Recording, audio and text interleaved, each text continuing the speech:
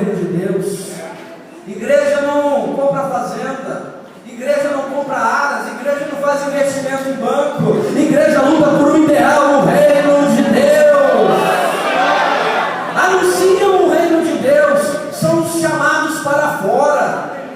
Igreja não é um negócio, mas trata dos negócios do reino.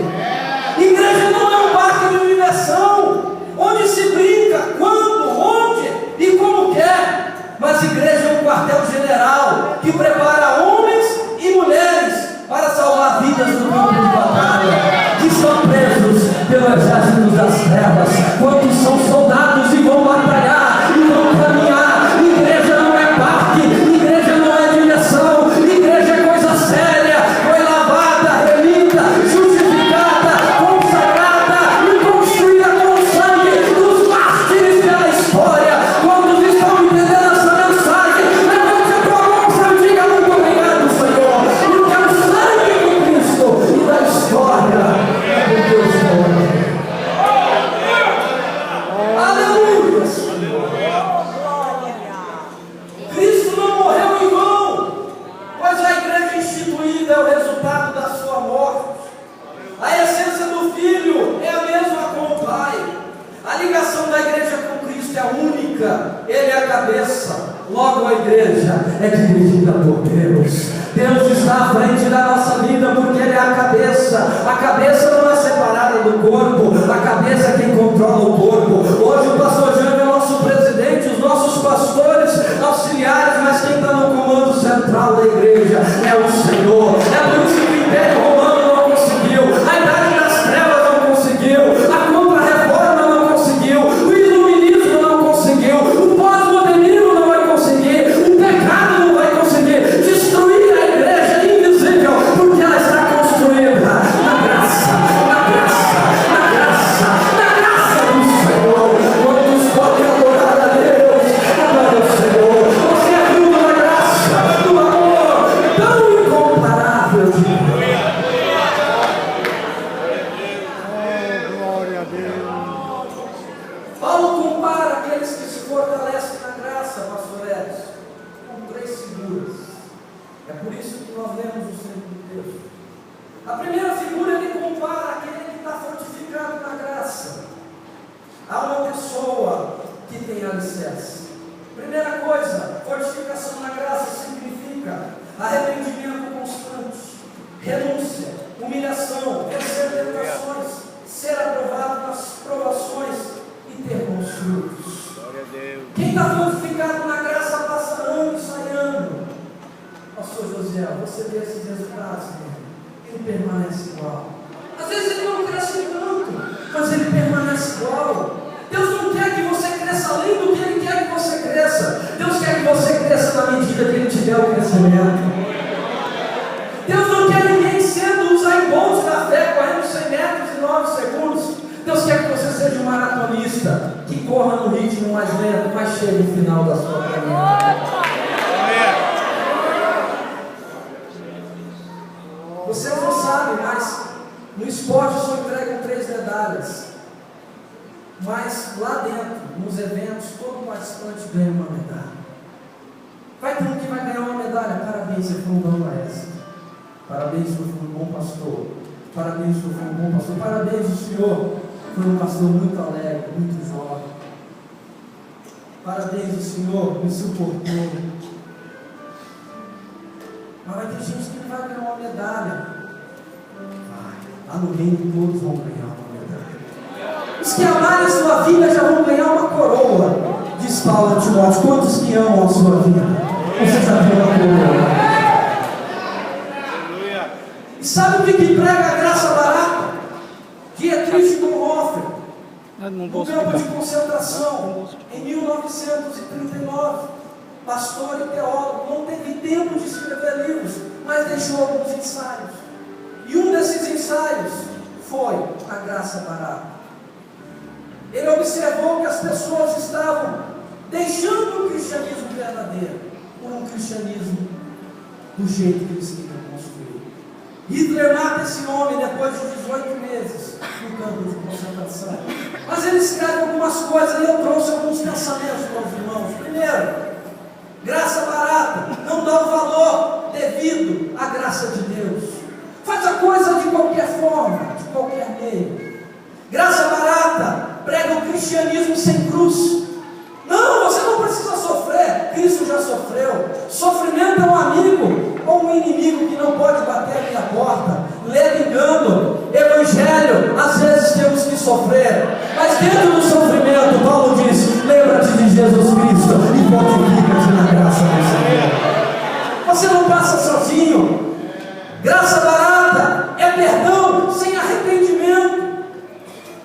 Eu pego, quero perdão, mas não me arrependo das minhas ações erradas. Não falo com Deus, não falo comigo, não falo com meu pastor, não falo com ninguém. Pego aquela ideia de Lutero: cada cristão é um sacerdote. De fato é, mas somos nós tamanhos sacerdotes que criam uma nova teologia para o meu cristianismo barato. Não me arrependo. Cristianismo de graça em graça, salvo sem mudança de vida. Eu quero a salvação, mas não quero mudar de vida. Não quero mudar as minhas velhas atitudes. Graça barata, arrependimento sem restituição e transparência. Pastor El, sua relógio, por favor, tira aí. Salomão tentou comprar na Índia, não conseguiu.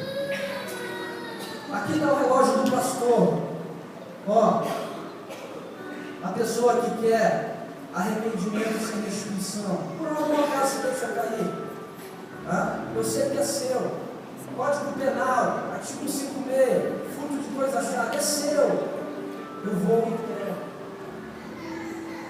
Aí bate o arrependimento em mim, porque eu cheguei, pastor Lito, lá no quarto da minha casa, eu estou arrependido.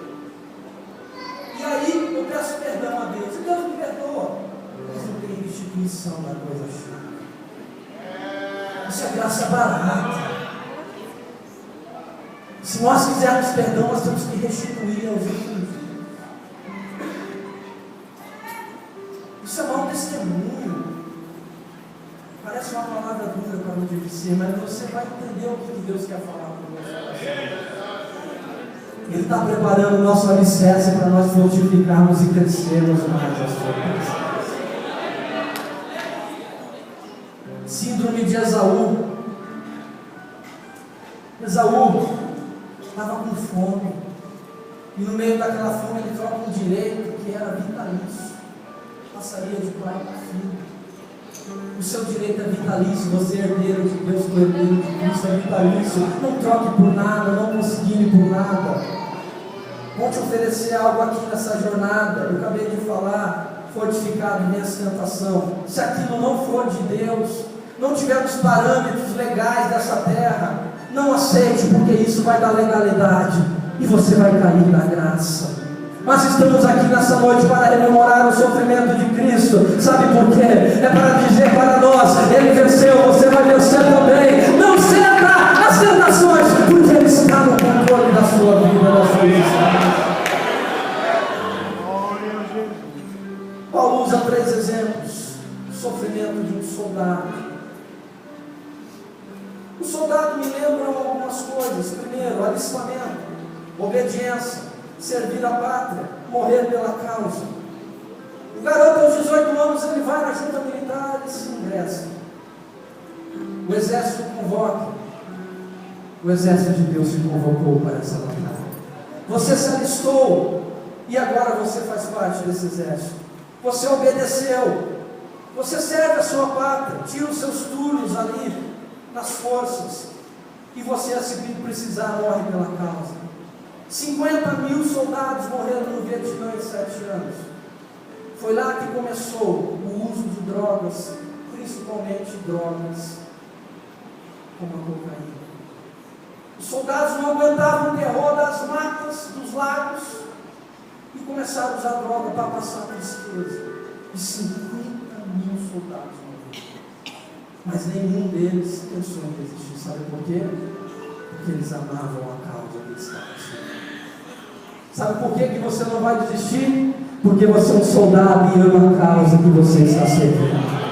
Pode vir um Vietnã na sua vida, pode vir um lago escuro na sua vida, pode vir nada na sua vida, você vai continuar firme, porque o general dos generais está no controle da sua vida.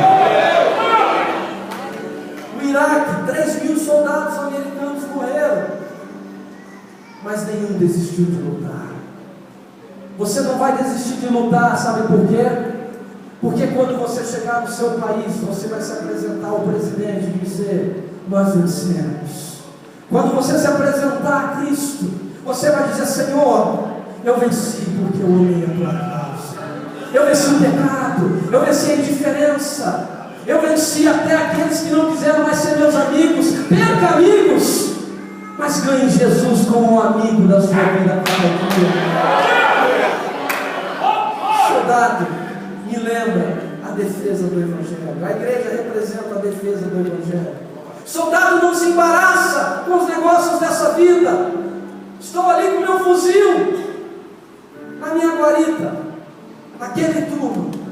Eu tenho que ser o melhor, porque os meus colegas estão confiando em mim no descanso. Se Deus colocou um talento e um dom nas suas mãos, é porque Ele confia em você. Às vezes nós queremos, pastor Elcio, dirigir um grande barco igual Noé. Eu quero pilotar um grande barco. Deus vai pôr um barquinho de papel na sua mão e vai confiando na lancha, e depois vai confiando no barco maior, até colocar algo tão grande na sua mão. Mas para isso você não pode se embaraçar com os negócios dessa vida. O mundo está dizendo: pode pecar. O mundo está dizendo: a palavra de Deus não é tão verdadeira, semente lançada pelo iluminismo. Mas se nós vivermos diante dela, se nós seguirmos ela, se nós estivermos fortificados nela, na graça, ei meu irmão, bênçãos incontáveis virão sobre a tua vida. Você não precisa fazer negociata com o capeta. Faça cada dia negócios com o Pai, porque o Senhor vai te abençoar e vai te fortificar e vai transgredir todas as coisas possíveis e impossíveis para te abençoar como um bom soldado na presença de Deus. Quantos querem ser bons soldados? Quantos querem ser bons soldados? Seja um bom soldado, porque Ele está passando em revista. Segunda figura, um elemento, Paulo fala aqui dos que militam. Em outra tradução fala de um atleta. O atleta, ele me remonta algumas coisas: escolhido pelo talento, melhorado pelo treino, vitorioso pela persistência e obediência às regras. O atleta, ele não se transforma, ele já nasce um atleta e lhe dão treino. Acham nele a capacidade para aquele esporte e ele se é desenvolvido. O Usain Bolt na Olimpíada de 2004 não passou nem das quartas de final, mas ele tinha um talento. Ele tinha um problema severo de coluna, tratar e melhorar o seu talento. 2008, 2012, 2016. 2008 ele virou um grande atleta. 2012 ele virou um fenômeno. 2016 ele virou uma lenda. Você, Deus quer que você vire uma lenda na presença dele.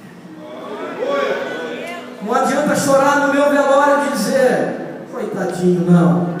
Ele foi uma lenda na presença de Deus. E ele está na presença de Deus. E eu vou encontrar com ele na presença de Deus. Não esquecer o Usain Bolt daquele dia. O maior atleta olímpico não é o Usain Bolt, chama-se James Carlton Lewis. Ganhou 84, 88, 92, 96 o salto em distância. Nós não temos tetracampeão em nenhuma prova no mundo. Michael Phelps foi tetracampeão na natação. Para mim, o Carl Lewis é a maior lenda do atletismo, porque ele é terra. Usain é trilho. O que você quer dizer com isso, meu Jorge? Eu quero dizer que quando Deus te escolheu, é porque Ele viu em você a capacidade de levar o seu nome a todas as ações. Ele te melhorou pelo treino. Que treino? Treino da santificação. Treino pela palavra, pela oração, pelo